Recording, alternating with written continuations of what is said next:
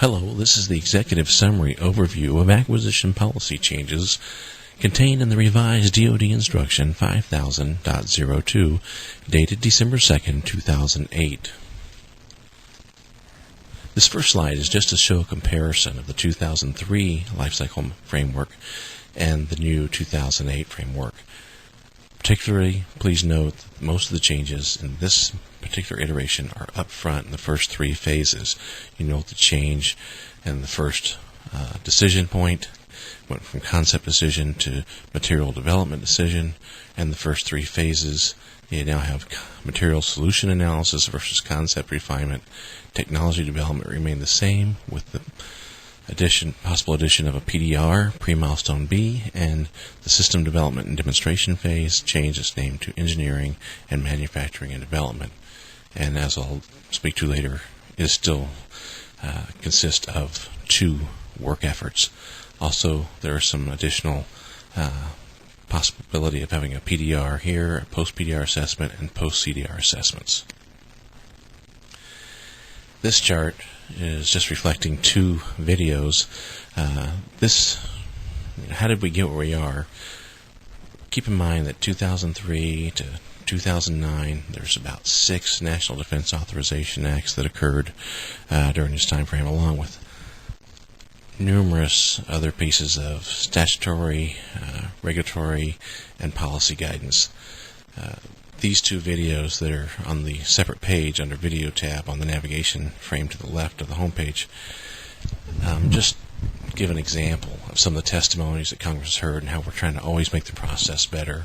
And we'll speak to these a little bit later. The gentleman on the left, far left with the mustache, is from GAO and does a really eloquent job of making a case for programs not being in such a hurry to get to milestone B, but staying in the more forgiving environment of science and technology.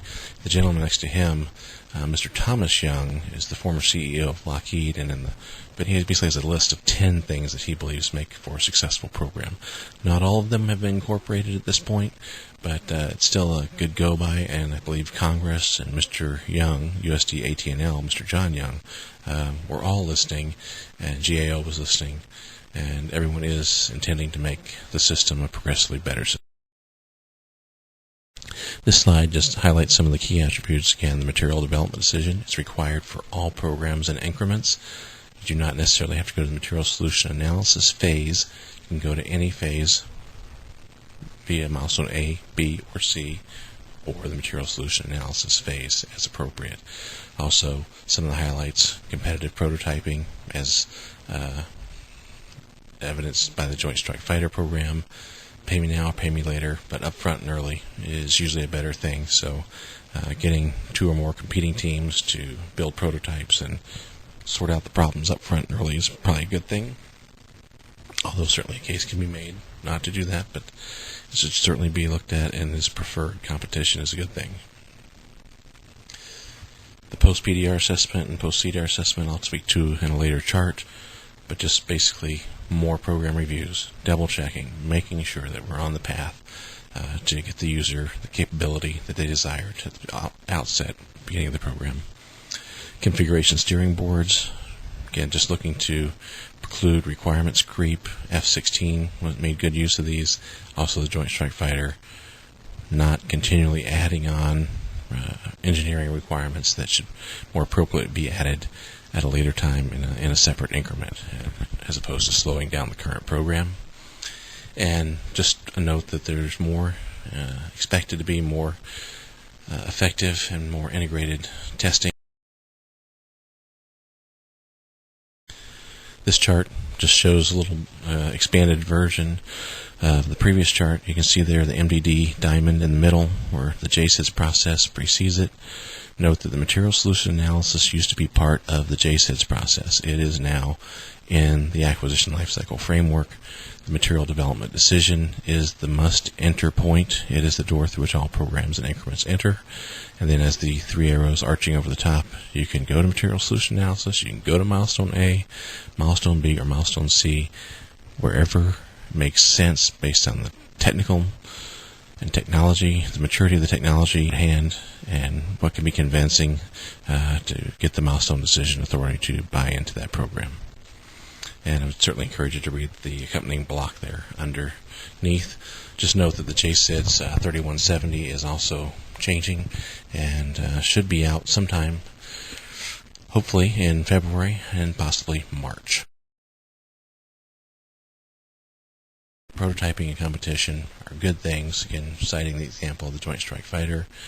Key thing in the 2003 model was users were convinced evolutionary acquisition is necessary, that you have to sometimes accept the 80% solution and get the 20% later on, but they wanted a commitment that they would get that, and that was done through the development of a document called the Technology Development Strategy, which has been in place since 2003, and now the requirement is for the Technology Development Strategy and the associated funding, to provide for 2 or more competing teams producing prototypes of the system and or key system elements prior to or through Milestone B.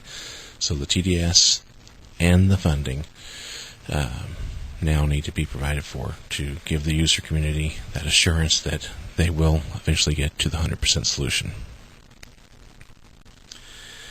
And this is just highlighting the difference here that the PDR, the Preliminary Design Review, can be pre-Milestone B and is preferred pre-Milestone B.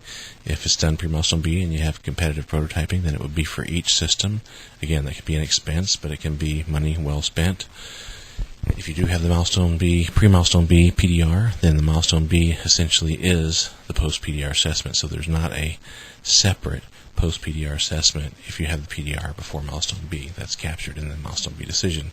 However, if you make a case and it's accepted and bought into by the Milestone Decision Authority to have a PDR after Milestone B, then there's another review, the post-PDR assessment, to again take that second bite of the apple, kind of a double check, making sure trade-offs, a check on requirements creep, check to make sure that the KPPs, as we get into the follow-on post-CDR assessment down the road.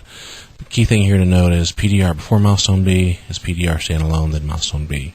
Or, not both, but or PDR after B and post-PDR assessment. So read through those 2 blocks. Keep in mind the or does stand there.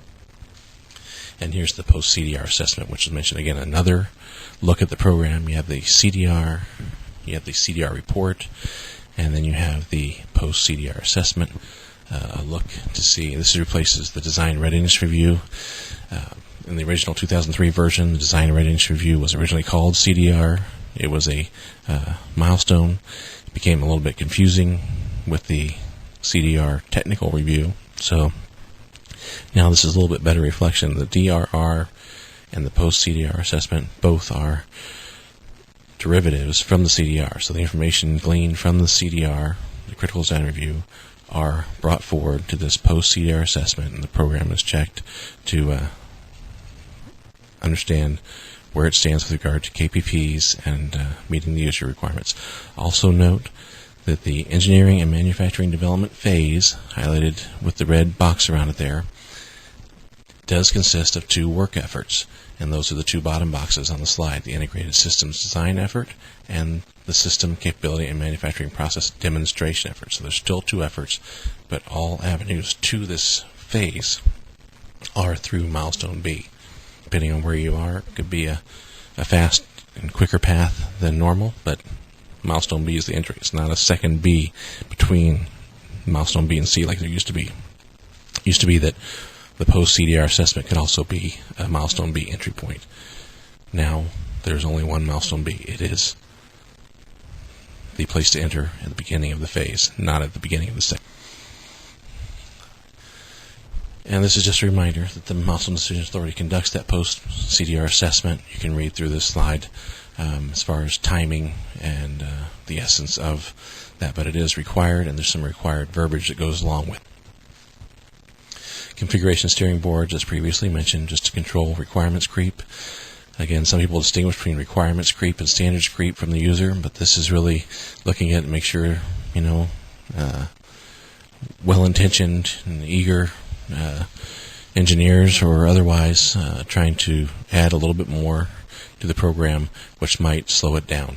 So making sure that we maintain configuration and the intent and anything else would be captured in a separate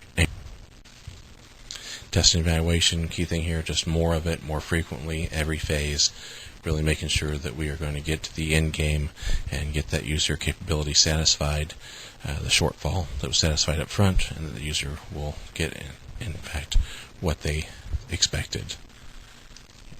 Did we build the right thing, and did we build it right? The old adage. There's some other important statutory and regulatory policy changes that are included here. And these next few slides just highlight those. They're in blue if they're a change, and just encourage you to research those more in the more detailed brief. The detailed brief accompanying this executive summary is under the attachments tab of this webpage, and you can certainly look these up and go into them in more detail, but just some highlight those follow here. Acquisition of services, that's a pretty substantial one. Attachment or enclosure 9, pretty significant change there. Would encourage you to read through.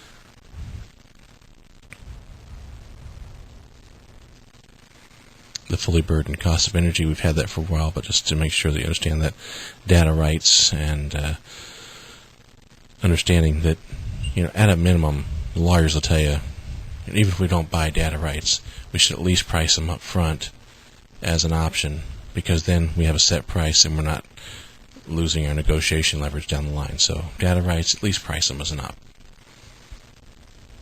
Lead system integrator, something that's going away. Some specific details. 2010 comes into play. Only up to full rate production decision. So keep an eye on that, of where you can have a lead system integrator outside of the government. And here's just a few more, just so you can read through those. Peer reviews, key.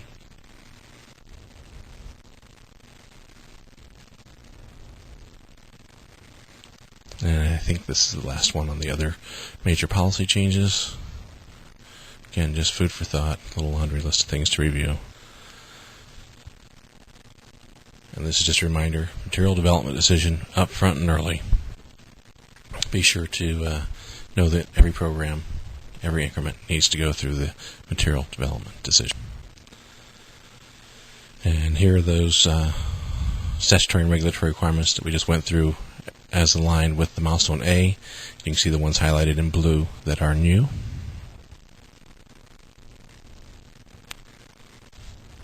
Same for milestone B.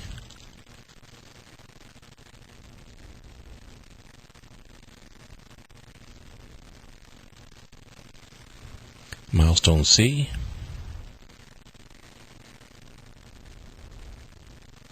And some of these may not be exactly new, like the system engineering plan or the like, but are new since 2003 and may have some slight adjustments since the last time you saw them.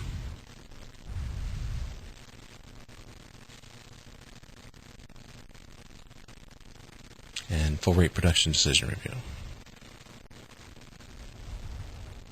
Show you, just because it does show the technology and manufacturing readiness levels. Here you can see that even though the MRLs are in review right now and are not finalized, you can see that they're trying to line them up to match up with the TRL numbers. It used to be they were all over the board and didn't really match. Now there's an effort to make them the numbers match and align where they should go with the phases, and make TRL 7 is commensurate with MRL 7 or 8, so they get in the ballpark there.